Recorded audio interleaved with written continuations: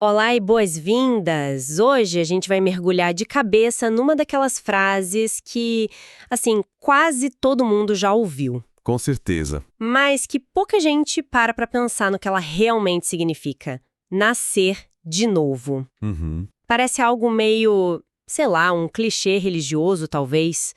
Mas o que Jesus quis dizer quando falou isso para um dos homens mais inteligentes da sua época? E mais religiosos também. Exato. Para nos guiar nessa investigação, a gente está com o capítulo 2 do livro Finalmente Vivos, de John Piper. A nossa missão aqui é tentar decifrar esse enigma e entender se isso é sobre religião ou, como o autor sugere, sobre vida. É uma ótima forma de colocar. A fonte já começa quebrando uma expectativa bem importante. Qual? O Piper diz que o novo nascimento não é tipo uma maquiagem para fazer um cadáver parecer vivo. Nossa, que imagem forte. É a criação real de vida onde antes não havia. O desafio que o texto nos propõe é pensar nisso não como uma metáfora poética, sabe?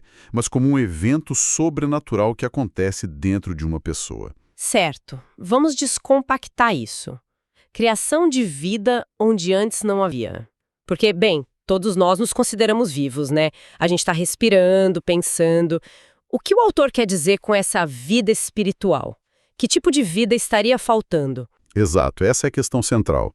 E o texto faz uma distinção radical. Não se trata de ganhar uma religião nova, Mas sim uma vida nova. uma vida nova.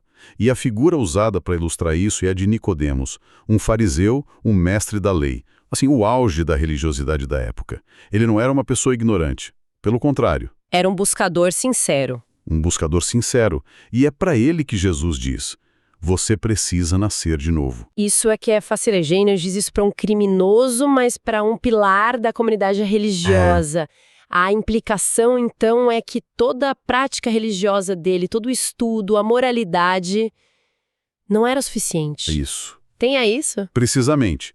A religiosidade de Nicodemos, por mais sincera que fosse, não podia gerar essa vida. É aí que entra a citação que o livro destaca. O que é nascido da carne é carne, e o que é nascido do espírito é espírito. Entendi. A fonte interpreta isso como duas ordens de realidade, sabe? A vida da carne é a vida biológica, psicológica, tudo que a gente herda naturalmente. Ela só pode produzir mais do mesmo. E a vida espiritual? Para ter essa outra vida, a espiritual, é necessária uma intervenção de fora, uma obra do espírito. E aquela ideia do coração de pedra que o texto menciona mais pra frente se encaixa aqui, né? Perfeitamente. A fonte não está dizendo que as pessoas são incapazes de amar, ou de criar, ou de fazer o bem, mas que na dimensão espiritual existe uma espécie de... Insensibilidade. Sim, uma inércia. É como ter um rádio incrível que simplesmente não consegue sintonizar uma certa frequência. Perfeito. O rádio funciona, toca outras estações maravilhosamente bem, mas aquela frequência específica, a frequência do espiritual, soa como estática. O coração de pedra não é necessariamente mau, mas é espiritualmente inerte. Insensível a Deus. Isso. O novo nascimento, segundo o argumento, seria a instalação de um novo receptor capaz de sintonizar essa frequência. Ok, a distinção tá clara. Não é uma reforma do velho, é a chegada de algo novo. Sim. Mas se essa vida vem de uma fonte externa, o Espírito Santo, como isso funciona na prática? A fonte parece montar um quebra-cabeça com 3 peças, certo? Jesus, o Espírito e a fé. Exato. E a lógica que o livro apresenta é muito cuidadosa. Primeiro, ele estabelece com uma citação de 1 João 5 que a fonte da vida é Cristo. A usina de energia. A usina de energia. A passagem é bem clara. Aquele que tem o Filho tem a vida. Aquele que não tem o Filho de Deus não tem a vida. Então, a vida está em Jesus. Certo, a usina é Cristo. Mas ao mesmo tempo, a gente acabou de falar que é o Espírito que dá a vida. Parece uma contradição. Como o autor resolve isso? Essa é a pergunta-chave. E a resposta que a fonte dá é que não são 2 fontes, mas um sistema integrado. O Espírito Santo não é uma usina concorrente, sabe? Uhum. A função dele, segundo o texto, é nos conectar à usina principal, que é Cristo. O livro cita o teólogo João Calvino, que descreve o Espírito como o vínculo pelo qual Cristo nos une eficazmente a si mesmo. Entendi. Então, para usar sua analogia, se Cristo é a usina, o Espírito Santo seria a fiação, os cabos que trazem a eletricidade da usina até a minha casa. Exatamente. A energia não está nos fios, mas sem eles, a casa continua no escuro. É essa a imagem. É exatamente essa a imagem. E para completar a analogia, a fé seria o ato de ligar o interruptor. Ah, boa. A energia está disponível, a fiação está instalada, mas a conexão se efetiva através da fé. Por isso, resumo o que a fonte oferece é tão preciso. No novo nascimento, o Espírito nos concede vida espiritual ao nos unir a Cristo por meio da fé. O Espírito é o agente, a união com Cristo é o resultado e a fé é o canal. Perfeito. Essa analogia ajuda muito a visualizar, e isso me leva a uma questão que sempre surge nesses debates. O que vem primeiro, o interruptor ou a energia? A pessoa precisa ter fé para nascer de novo, ou o novo nascimento é o que capacita a pessoa a ter fé? A fonte aborda isso, ainda que brevemente. A perspectiva é que o próprio ato de ligar o interruptor já é um efeito da energia começando a fluir. Entendi. A regeneração, a obra do Espírito, é o que abre os nossos olhos para a verdade e beleza de Cristo. E a fé é a resposta natural e imediata a essa visão. São dois lados da mesma moeda. Ok, faz sentido. Agora, o argumento se aprofunda. A fonte insiste que isso não é um aperfeiçoamento.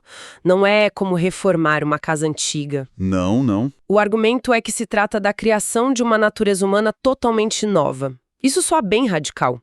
A pessoa que eu era antes simplesmente desaparece. Essa é a tensão que o texto explora. E a resposta nos leva direto para o coração do enigma, a famosa frase de Jesus: ninguém pode entrar no reino de Deus se não nascer da água e do Espírito. Certo. O que significa água aqui? A resposta a essa pergunta define se a gente está falando de reforma ou de reconstrução total. E a interpretação mais comum, que milhões de pessoas seguem, é que a água se refere ao batismo, né? Exato. A ideia de que o sacramento do batismo é o meio pelo qual a regeneração acontece. Mas o autor do livro discorda, e discorda veementemente. E ele apresenta o porquê, claro. Sim, ele não descarta essa visão levianamente, ele constrói um caso, como um detetive, apresentando 4 pistas para mostrar por que essa interpretação provavelmente está errada. Ok, vamos seguir as pistas. Qual é a primeira? A primeira é o contexto imediato. Depois de falar sobre nascer da água e do Espírito, Jesus continua a conversa com Nicodemos. E no resto do diálogo, ele menciona o batismo 0 vezes. Nenhuma resta. Nenhuma. Em vez disso, ele repete várias vezes que a vida eterna está ligada a crer, para que todo que nele crê tenha a vida eterna. Segundo o autor, se um rito físico fosse essencial, seria muito estranho Jesus simplesmente abandonar o assunto. Certo, é o argumento do silêncio. Um ponto a se considerar. Qual a segunda pista? A segunda é a metáfora que Jesus usa logo em seguida. O vento sopra onde quer. Assim é todo o que é nascido do Espírito.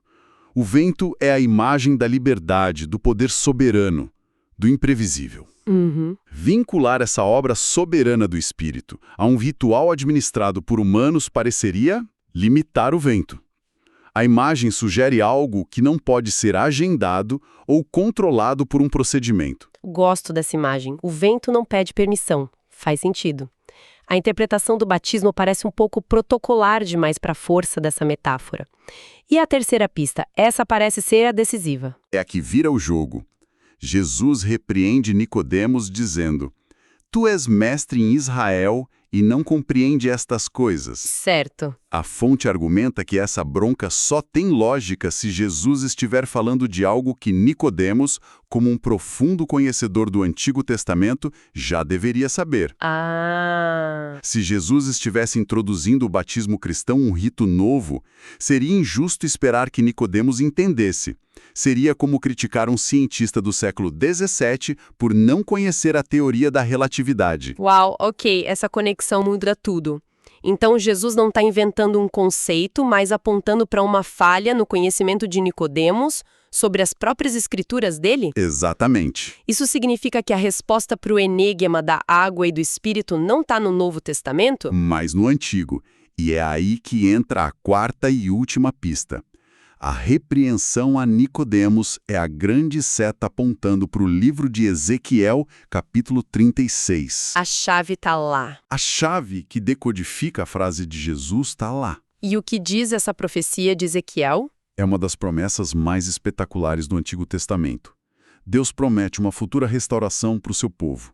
E ele descreve essa restauração usando duas imagens. Primeiro, ele diz: aspergirei água pura sobre vós e ficareis purificados. Água. E logo em seguida ele continua: dar-vos-ei coração novo e porei dentro de vós espírito novo. Então, água e espírito. Tá ali, na mesma passagem. Na mesma passagem. Isso significa que não são duas ações separadas, tipo batismo e depois uma experiência espiritual. São dois aspectos da mesma grande transformação prometida. Exatamente essa conclusão. E isso resolve a nossa pergunta sobre reforma versus reconstrução. A água, na profecia, simboliza a purificação. O nosso eu antigo não é aniquilado. A pessoa continua sendo a mesma, com as mesmas memórias. A mesma história. Isso. E por causa dessa continuidade, a culpa do passado precisa ser tratada.